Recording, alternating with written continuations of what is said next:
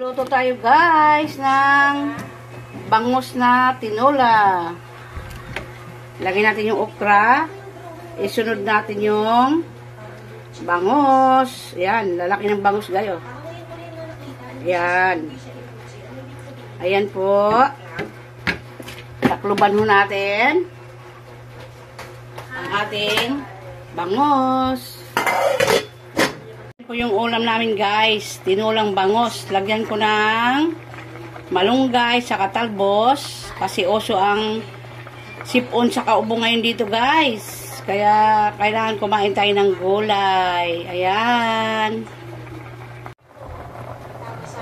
Ayan guys, lagyan natin ang talbos saka malunggay sa ating ulam. Tinola. Nagsabaw ako ngayon guys. Yan. At saka itong dahon ng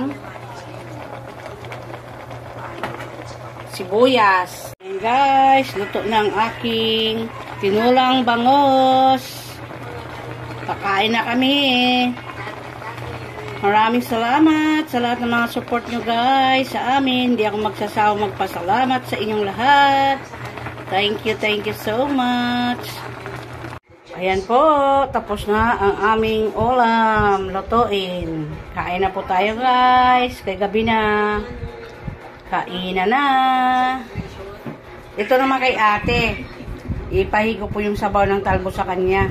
Yan, kaya nagulay kami ngayon guys. Tapos ito, tinulang bangus. Ayan.